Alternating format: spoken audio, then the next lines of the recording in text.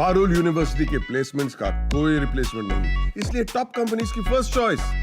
आप तो समझ ही गए होंगे। Join Parul university, Vadodara, Gujarat. Delhi high court के न्यायाधीश जस्टिस यशवंत वर्मा, जिनके सरकारी आवास से बड़ी मात्रा में नकदी बरामद हुई थी, अब जांच का सामना कर रहे हैं। इस मामले के चलते उनसे न्यायिक कार्य वापस ले लिया गया है और उन्हें उनके मूल न्यायालय इलाहाबाद हाईकोर्ट भेजा गया है। दूसरी तरफ इलाहाबाद हाईकोर्ट बार एसोसिएशन ने जस्टिस वर्मा को भेजे जाने के कॉलेजियम के फैसले के विरोध में मंगलवार से अनिश्चितकालीन हड़ताल पर जाने की घोषणा की है।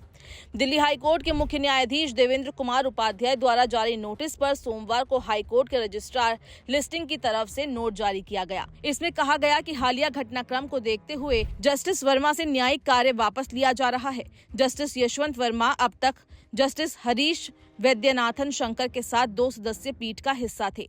इस बीच प्रधान न्यायाधीश संजीव खन्ना की अध्यक्षता वाले सुप्रीम कॉलेजियम ने सोमवार को जस्टिस वर्मा को इलाहाबाद हाईकोर्ट वापस भेजने के अपने निर्णय की पुष्टि की है। शीर्ष अदालत की वेबसाइट पर अपलोड किए गए एक प्रस्ताव में जस्टिस वर्मा को वापस भेजने को लेकर केंद्र सरकार से की गई सिफारिश सार्वजनिक की गई। प्रस्ताव में कहा गया, सुप्रीम कोर्ट कॉलेजियम ने 20 मार्च से 24 मार्च को आयोजित बैठकों में दिल्ली हाईकोर्ट के न्यायाधीश जस्टिस यशवंत वर्मा को इलाहाबाद हाईकोर्ट में वापस भेजने की सिफारिश की है। सुप्रीम कोर्ट ने 21 मार्च को कहा था कि दिल्ली हाईकोर्ट के मुख्य न्यायाधीश ने जस्टिस वर्मा के खिलाफ आंतरिक जांच शुरू की और उन्हें इलाहाबाद हाईकोर्ट वापस भेजने का प्रस्ताव अलग है। सुप्रीम कोर्ट के बयान में कहा गया कि जस्टिस वर्मा के आवास पर हुई घटना के संबंध में गलत सूचना और अफवाह फैलाई जा रही है।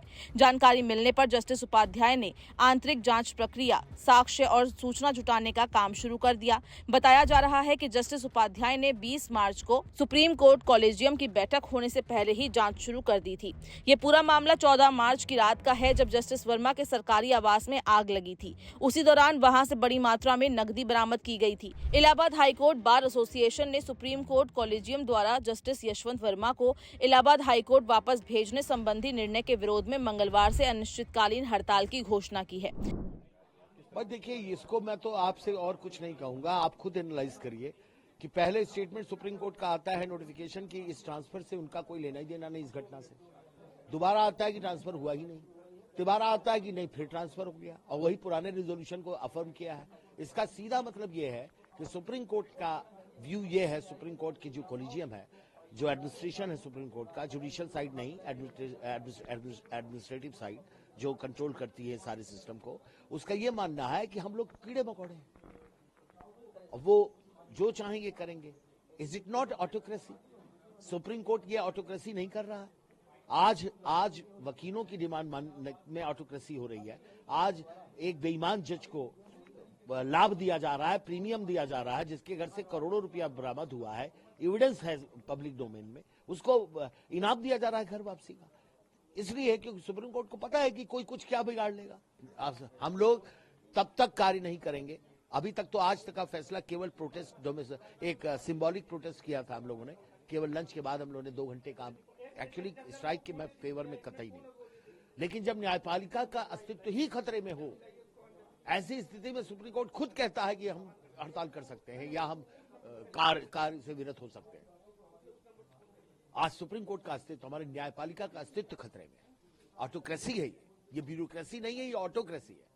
ये हिटलर शाही जिसको आप लोग हिंदी में कहते हैं, ये वो है। कल से ये सड़क पर आंदोलन है।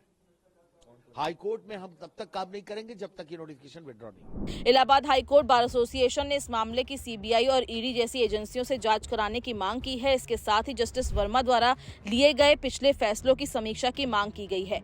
बार एसोसिएशन ने स्पष्ट रूप से कहा है कि इलाहाबाद हाईकोर्ट को भ्रष्ट और दागी न्यायाधीशों का डंपिंग ग्राउंड नहीं बनने दिया जाएगा।